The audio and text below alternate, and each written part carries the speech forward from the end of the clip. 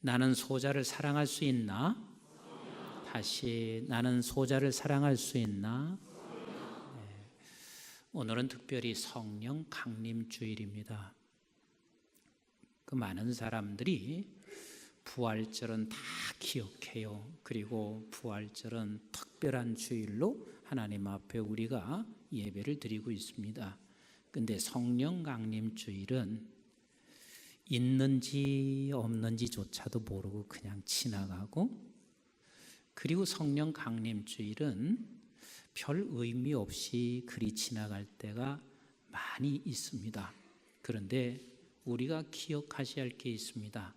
성령 강림 주일이 없었으면 우리에게는 어마어마한 이 부활의 감격을 절대로 알 수가 없습니다. 다시 말하면 성령 강림이 없으면 우리에게는 그 엄청난 부활이 의미 없게 될 수가 있다, 그 말이에요. 그러니까 성령 강림은 곧 부활주일을 부활주일답게 만들고, 부활주일은 곧 성령 강림을 이끌어내고 있는, 그래서 부활주일과 성령 강림주일은 굉장히 중요한 절기 중에 하나입니다.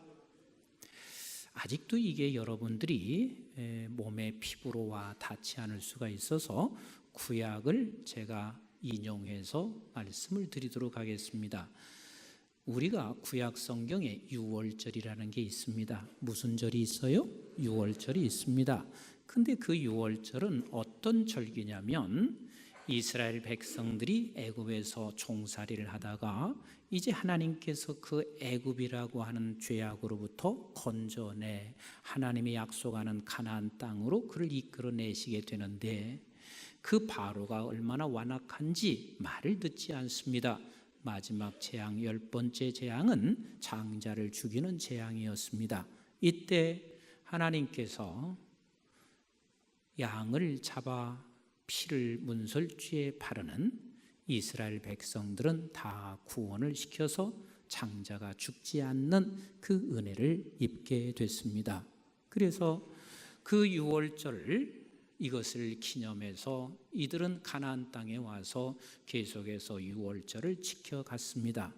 오늘날 우리가 예수 그리스도의 보혈의 피로 말미암아, 어린 양의 피로 말미암아 저와 여러분들이 다 구원을 받아 아버지 하나님께서 우리를 구속시켜 주신 그 은혜를 노래하고 지키는 절기가 무슨 절기?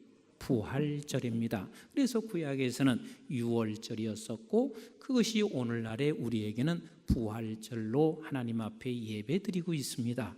그런데 유월절을 가나안 땅에 와서 지키고 있는 이스라엘 백성들은 그 다음에 절기가 있는데 77절이 있습니다. 무슨 절기?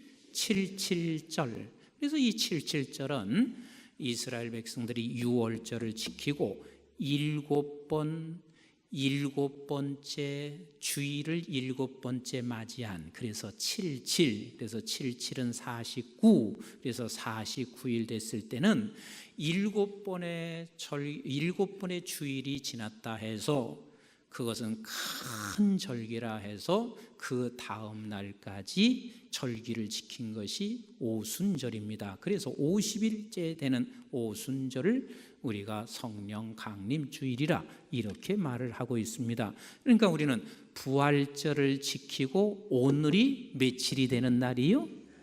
49일. 그래서 큰 절기이기 때문에 우리는 그것을 50일 날, 그 다음 날까지 절기를 지키는 거. 그래서 지금 오늘 성령 강림 주일은 이미 부활절을 지나고 7번 주일을 맞이한 오늘이 성령 강림 주일입니다. 그런데 이스라엘 백성들이 77절을 어떻게 드렸었냐면 가나안 땅에 도착했습니다. 저들의 꿈은 가나안이었습니다. 목적지도 가나안이었습니다. 그래서 이 가나안 땅에 가서 씨를 뿌리고 자라게 하고, 그래서 그것이 수확이 됐습니다. 그 첫 수확을 맞이할 때 기뻤을까요? 안 기뻤을까요? 조금 기뻤을까요? 무지하게 기뻤을까요? 굉장히 기뻤을 것입니다. 왜냐하면 400년 동안 자기 땅을 가져본 적이 없었고 자기네들이 농사를 지어서 무엇 수확을 얻었어도 자기의 것이 아니라 결국은 다 나라의 것이었고 그 이전에는 유목민으로 생활했던 저들이 이젠 가나안 땅에 딱 들어왔습니다. 내 땅을 차지하게 됐고 그리고 내 땅에서 자기가 씨를 뿌려서 수확을 얻은 첫 열매가 당신들 눈앞에 있을 때 얼마나 행복했을까? 말도 못하게 행복했을 거요. 그래서 그 첫 열매를 하나님 앞에 드리면서 드렸던 77절이 있었습니다. 오늘날도 마찬가지입니다. 우리 성령 강림 주일 그러면 많은 사람들이 주께서 우리에게 베풀어 주신 그 부활의 놀라운 사건들을 잘 몰라요. 이해가 잘 안 갔습니다. 그래서 16장부터 17장, 18장에 이르기까지 우리 주님께서 끊임없이 뭐라고 말씀하시고 계시냐면 내가 십자가에 죽어야 너희들이 구원을 받을 수 있어. 이렇게 수없이 이야기를 해도 저들은 알지 못하고 있습니다. 깨닫지 못하고 있습니다. 그리고 우리 주님께서는 부활하셨어요. 부활하신 우리 주님께서 제자들에게 3번씩이나 나타나시고 의심하는 도마에게는 만져보라고 하시고 또 다른 제자들에게 같이 식사까지 했는데도 불구하고 저들은 예수 부활을 증거할 수도 없을 뿐만 아니라 이 부활이 자기에게 힘과 능력으로 전혀 나타나지 않고 있습니다. 왠고하면 십자가의 사건이 이해가 될 수가 없었습니다. 이해가 될 수가 없었습니다. 그래서 계속해서 우리 주님이 내가 십자가를 지러 왔다. 내가 십자가를 져야 너희들이 하나님 앞으로 돌아오고 너희들이 생명을 얻는다. 그 말을 이해할 수 없고 끊임없이 저들은 안 됩니다. 그럴 수 없습니다. 능력이나 없으시면 모를까 능력이 있으신 주님이 어찌 십자가에 죽는단 말인가요? 어떻게 어린 나이처럼 되는 사람이 생명을 구원할 수 있겠나요? 하면서 계속해서 막고 있는 저들이었습니다. 이런 저들에게 성령이 오셨습니다. 성령이 오시고 나서 바뀌어진 사건이 있는데 이 바뀌어진 사건은 그때야 비로소 십자가가 무엇인지를 깨달았습니다. 그때야 비로소 부활이 무엇인지를 그때야 비로소 깨닫게 됐단 말이에요. 그리고 저들은 성령이 임하시고 이것을 깨닫고 나서 이제는 두려움이 사라지기 시작했고 그때 이후부터는 담대하게 세상에 나가서 하나님 부활하신 주님을 증거할 수 있게 됐습니다. 그 바로 성령이 임하셔서 저들이 연합하여 하나의 교회를 만들고 공동체를 이루고 그렇게 시작한 그 첫 열매가 오늘 저와 여러분들의 교회이며 이렇게 우리가 모여있는 이 교회의 모습이 바로 첫 열매가 됐으니 성령이 얼마나 중요한지 이제 여러분 인식이 됩니까? 그러니까 성령이 없이는 이 부활의 어마어마한 사건을 우리는 땅에 묻어놓을 수가 있지만 그러나 성령이 임하심으로 말미암아 우리가 이 사실을 깨달아 오늘의 교회가 존재할 수가 있게 되었습니다. 아멘이신가요? 오늘 이 본문도 자칫 잘못하면 우리는 그냥 윤리적 강해라 그리고 도덕적인 이야기를 설명할 수가 있고 그냥 소자 하나 업신여기면 절대로 안 돼 이렇게 설명할 수 있지만 사실은 이 본문은 굉장히 더 깊은 차원의 이야기를 지금 담고 있습니다. 저들에게 지금 말씀하시고 계십니다. 야, 소자 하나를 업신여기면 절대로 안 돼. 그 이유가 있습니다. 왠고하면 저 소자를 업신여긴다는 이야기는 나는 소자로 왔거든. 예수님이 소자로 오셨거든요. 소자로 오셔서 소자로 죽으신단 말이야. 아무도 알아주지 아니하는 세상을 구원해내려면 큰 자로 와서 큰 자로 세상에 힘을 가져야 하는데 작은 자로 와서 작은 자로 살다가 죽는다는 말이 이해가 절대 될 수가 없어요. 근데 네가 소자 하나를 업신여기고 있다는 이야기는 바로 소자 대신 예수 그리스도, 소자 되셔서 십자가에 죽으시는 예수를 영접하거나 이해할 수가 없다는 말을 지금 이 안에서 말씀하시고 계십니다. 우리 한번 10절 같이 읽어봅니다. 시작. 삼가이 작은 자 중에 하나도 없인 여기지 말라. 너에게 말하노니 그들의 천사들이 하늘에 계신 내 아버지의 얼굴을 항상 배움나니 그랬습니다. 이 소자 하나가, 너가 없인 여기는 이 소자 하나, 어린아이 같은 그 십자가의 길을 걸어가신 예수 그리스도가 지금 하나님 우편에 앉아 계실 뿐만 아니라 천사들이 수종 들고 있는 그 소자를 네가 없인 여길 수 없어. 이걸 제가 조금 더 이해하기 좋게 여러분들에게 말씀드릴게요. 제가 몇 해 전에 어느 교회 집회를 갔습니다. 근데 담임 목사님이 3년 있으면 은퇴하실 연령이십니다. 목사님과 사모님 셋이 식사를 하는데 목사님께서 저한테 이렇게 물으셨습니다. 목사님, 이제 3년 있으면 제가 은퇴하는데 진짜 좋은 후임자가 뭐라고 생각합니까? 그렇게 저한테 질문하셨습니다. 이때 제가 목사님에게 이렇게 말했습니다. 좋은 후임자는 세상에 하나도 없습니다. 좋은 후임자는 세상에 하나도 없습니다. 그런데 꼭 목사님께서 이 두 가지는 기억하시면 도움이 될 수가 있습니다. 좋은 후임자가 될 수 있는 것은 좋은 전임자가 있어서 좋은 후임자가 되는데 그것조차도 전적인 하나님의 은혜일 뿐입니다. 근데 목사님 두 가지 기억하시면 참 좋을 것 같습니다. 그 하나님의 은혜의 싹이 조금은 보일 수가 있습니다. 첫 번째는 복음의 본질을 깨달아 하나님을 사랑하는 싹이 보이는 사람이면 지금 은혜 속에 들어가고 있을 것입니다. 사실 복음의 본질은 딴 게 아니거든요. 십자가와 부활이거든요. 그러니까 이것을 깨닫는다는 것은 성령이 깨닫게 해주시는 거거든요. 그래서 하나님을 사랑하는 자. 그 다음에 두 번째는 실제 자기 부모에게 어떻게 하시는 것을 보면 틀림없이 후임자를 볼 수가 있을 수도 있을 것입니다.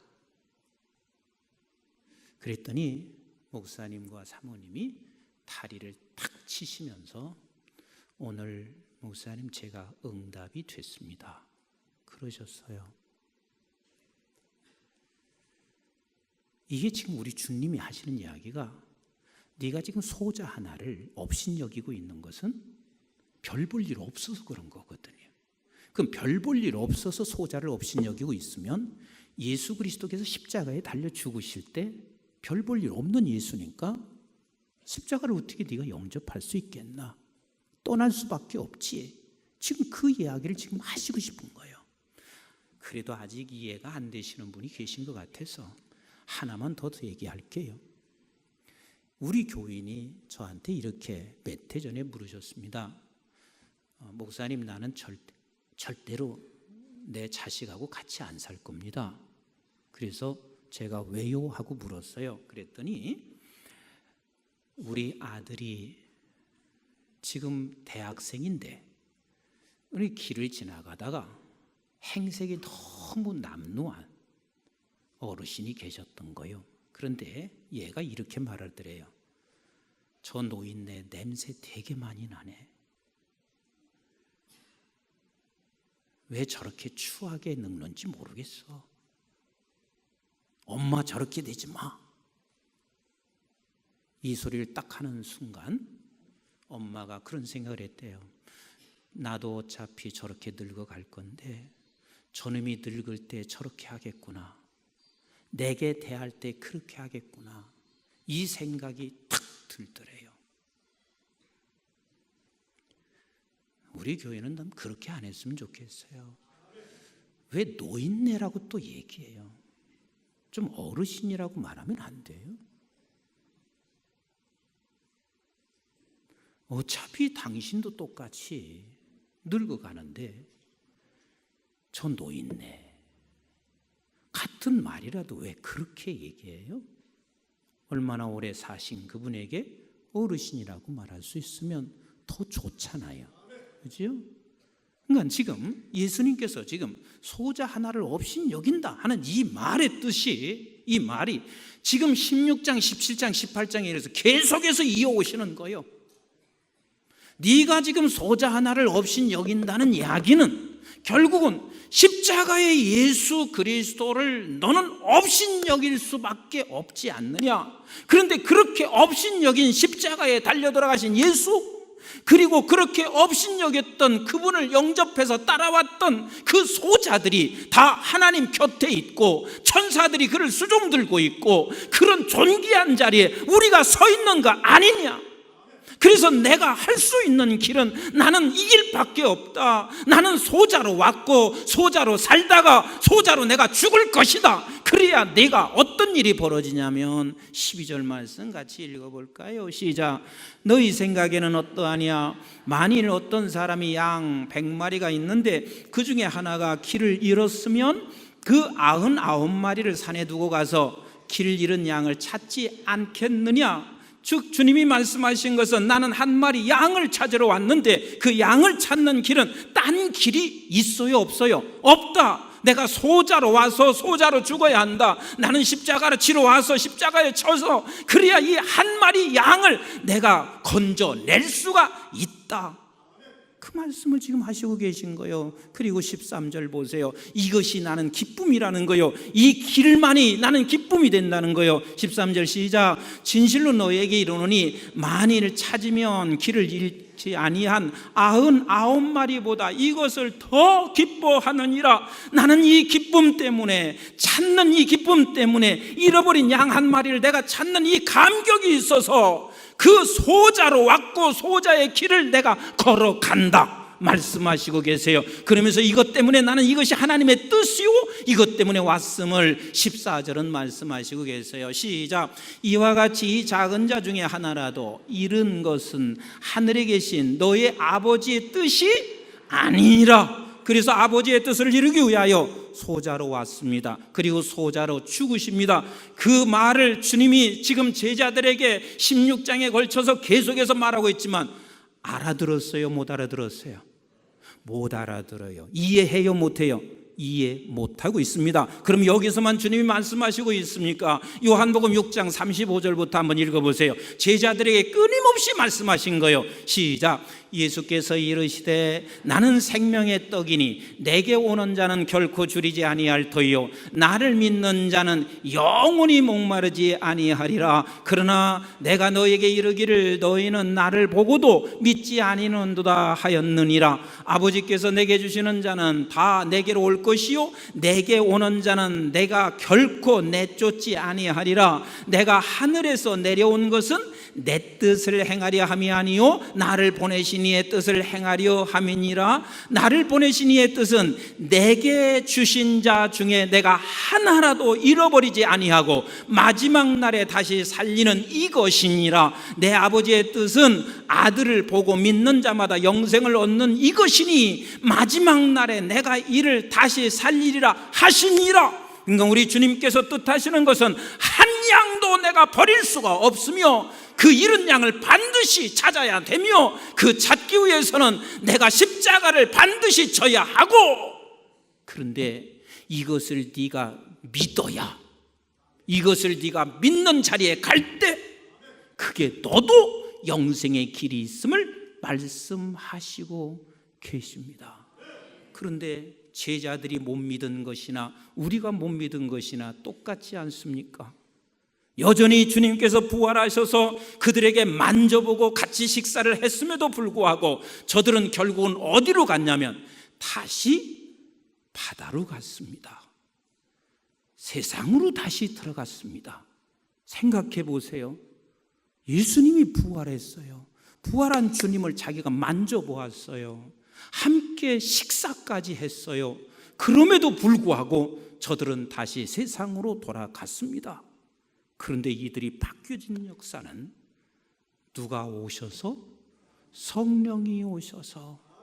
주님을 보았지만, 주님의 부활하신 모습을 저들은 만져보았지만 사실은 두렵고 떨릴 수밖에 없었습니다. 내가 만약 이 부활한 예수를 증거하다 보면 내가 죽을 수도 있다는 사실, 그리고 내가 얼마나 두려운 마음이 그들에게 가득 차 있었겠어요. 그러나 성령이 오시고 나서 그 모든 것들이 다 바뀌어졌습니다. 이것은 주님께서 이미 말씀하셨던 내용입니다. 요한복음 14장 25절부터 같이 한번 읽어보겠어요. 시작. 내가 아직 너와 함께 있어서 이 말을 너에게 하였거니와 보혜사 곧 아버지께서 내 이름으로 보내실 성령, 그가 너희에게 모든 것을 가르치고 내가 너희에게 말한 모든 것을 생각나게 하리라. 결국은 이 부활의 주님을, 내가 주님께서 이렇게 십자가의 길로 오셔서 나를 구원시켜 주신 것을 성령께서 가르쳐 주십니다. 가르쳐 주지 아니하면 우리는 결단코 이것이 능력으로 역사할 수 없고 믿음으로 내가 받아들일 수가 없단 말이에요. 그러면서 27절에 이렇게 말씀하시잖아요. 시작. 평안을 너에게 끼치노니 곧 나의 평안을 너에게 주노라. 내가 너에게 주는 것은 세상에 주는 것 같이 아니하니라. 너희는 마음에 근심하지도 말고 두려워하지도 말라. 너에게 보혜사 성령이 오고 나면 소자로 가는 길이, 소자로 오신 주님에 대하여 네가 알게 될 것이며, 그리고 그것이 걱정과 근심과 두려움이 아니라 너에게 평안을 주실 것이라 말씀하시고 계세요. 예수님께서 성천하시기 바로 직전에 우리 제자들에게 이렇게 말을 하고 있습니다. 사도행전 1장 4절 같이 봅니다. 시작. 사도와 함께 모이사 그들에게 분부하여 이르시되 예루살렘을 떠나지 말고 내게서 들은 바 아버지께서 약속하신 것을 기다리라 그랬습니다. 여러분, 예루살렘을 떠나지 말라는 이야기는 얘들아 죽어라, 그렇게 말씀하신 거예요. 애들아 죽어라. 왜냐하면 예루살렘을 안 떠나게 되면 저들은 내가 두 눈으로 예수 부활한 건 봤어요.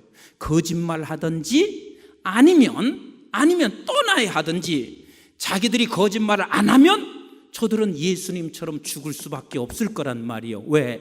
두 눈으로 봤어요. 같이 식사도 했어요. 만지기까지 했는데 내가 예수님을 부인하기는 너무 양심으로도 걸렸을 거 아니겠어요? 그러니까 예수님께서 예루살렘을 떠나지 말라 하는 이 이야기는 너 죽어라 하는 말이거든요. 죽어라. 예루살렘에서 예수 그리스도께서 소자로 사시면서 죽어갔던 그 모습처럼 나도 그렇게 될 수밖에 없는 저들, 얼마나 두렵겠어요. 주님을 본 감격이 저들에게는 있는 게 아시나 이 감격 때문에 도리어 두려워 떨며 내가 지금 이제는 어떻게 살아가야 되나, 전할 수는 없고 내는 봤고 내가 확인했는데 내 입으로는 말할 수 없고 두려워 떨고 있는 저들을 향하여 예루살렘 떠나지 마, 죽어라, 그렇게 하시면서 주님이 약속을 기다리라 그랬습니다. 그 약속이 뭐예요?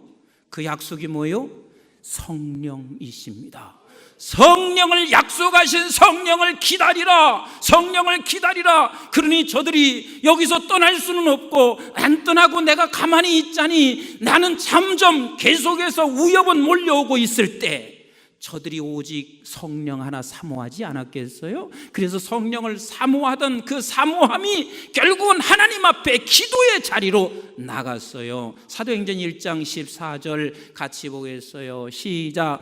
여자들과 예수의 어머니 마리아와 예수의 아우들과 더불어 마음을 같이하여 오로지 기도에 힘쓰니라. 오로지 약속의 성령을 사모하며 그 약속을 지금 사모할 수밖에 없는 그것이 기도로 표현되고 있습니다. 오로지 기도에 힘써더라. 15절 같이 봅니다. 시작. 모인 무리의 수가 약 120명이나 되더라. 그때 베드로가 그 형제들 가운데 일어서서 이르되 형제들아, 성령이 다윗의 입을 통하여 예수 잡은 자들의 길잡이가 된 유다를 가리켜 미리 말씀하신 성경이 응하였으니 마땅하도다.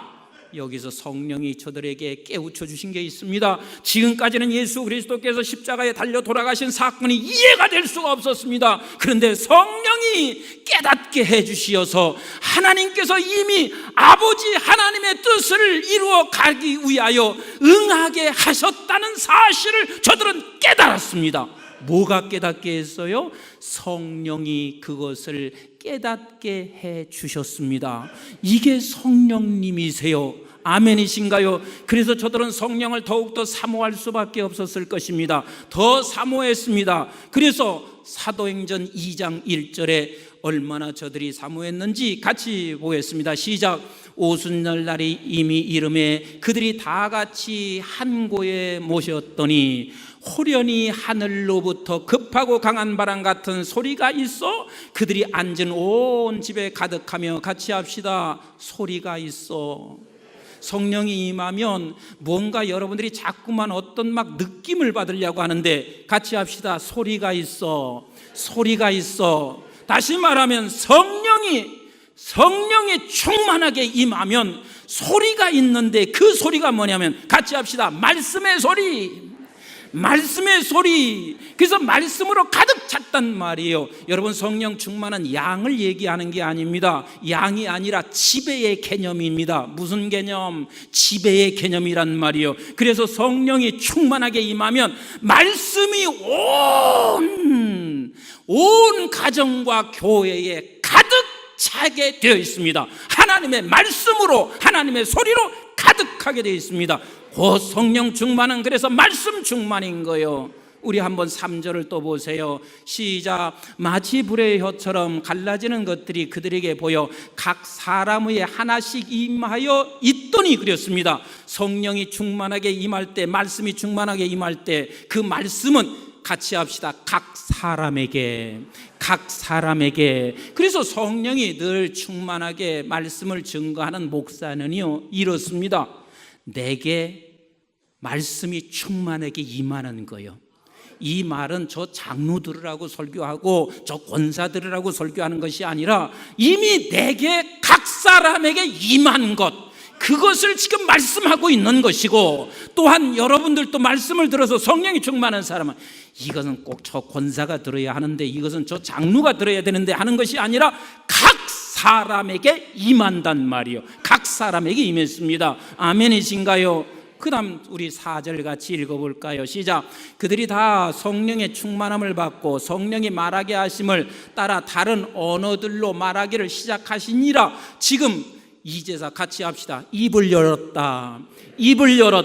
저들은 입을 열 수가 없어요. 입을 연다는 것은 죽음과 똑같은 거예요. 그러나 성령을 따라 각 사람에게 당신의 말로, 당신의 나라 말로, 각각 그 나라 말로 입을 열기 시작했습니다. 아멘이신가요? 두려움이 사라졌습니다. 입을 열었어요. 우리 한번 그냥 건너뛰어서 8절을 같이 한번 읽어보겠습니다. 시작.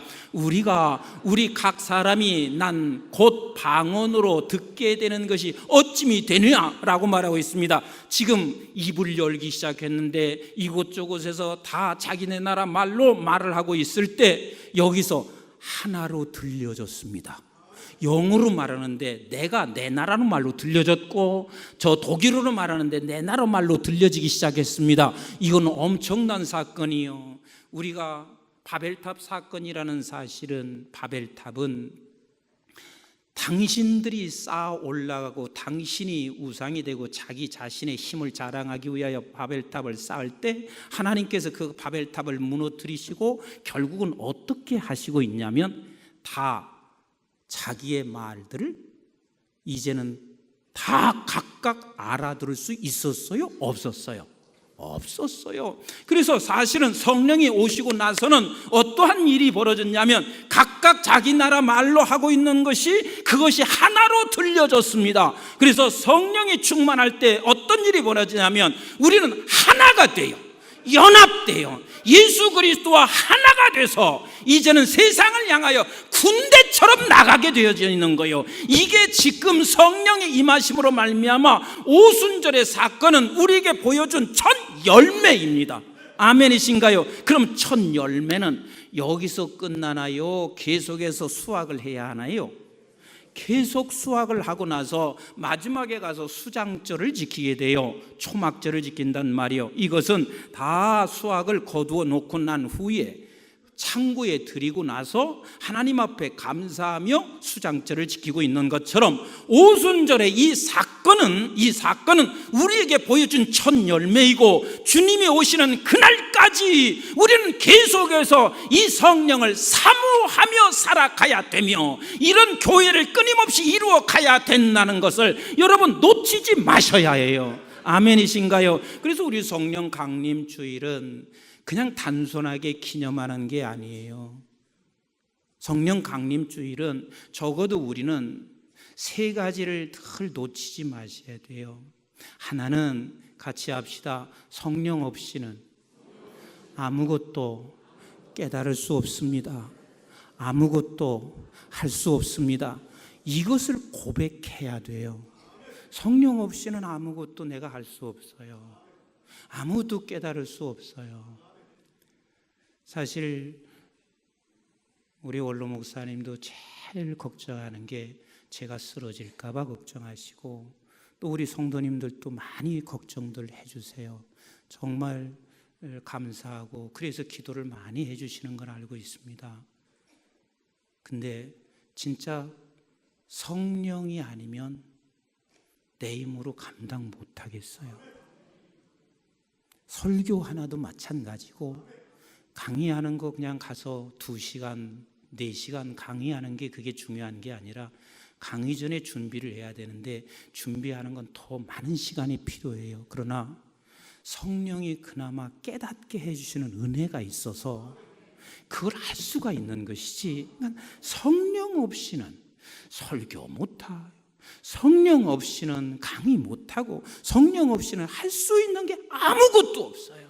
그래서 성령 강림 주일 그러면 우리가 성령 없이는 할 수 있는 게 없어요. 할 수 있는 일이 있었으면 성령이 하신 일입니다. 성령이 깨우쳐 주시고 가르쳐 주시고 하나님이 말씀하게 하셔서 했습니다. 이것을 우리는 고백할 수 있어야 돼요. 두 번째는 성령 없이 한 것을 우리 회개할 수 있어야 합니다. 성령 없이 한 것은 모두가 다 내 인간의 생각이 거의 개입했고 내 힘으로 무언가를 하려고 했던 거 결국은 그것이 하나님의 역사를 이루어 나갈 수도 없고 결국은 모든 사람들을 지치고 힘들게만 할 수밖에 없잖아요. 그래서 하나님 성령 없이는 할 수가 없습니다. 왜냐하면 성령 없이는 내가 할 수 없는 이유와 그리고 성령이 없었다는 이야기는 다 내 힘이었다는 것을 회개할 수밖에 없는 이유가 있습니다.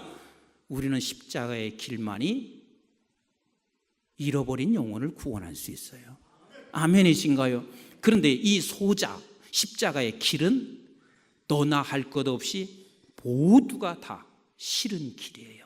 가고 싶은 길이 아니에요. 근데 성령께서 이 십자가를 깨닫게 해주신 거예요. 이 길이 얼마나 놀라운 길인지를 알게 하신 거예요. 그래서 이 길을 걸어가게 하시는 거란 말이에요. 알게 하지 않았으면 누가 이 길을 걸어가겠냐고요.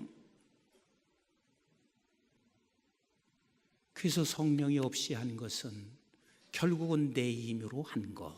하나님 용서해 주세요. 회개합니다. 그리고 회개할 수밖에 없어요.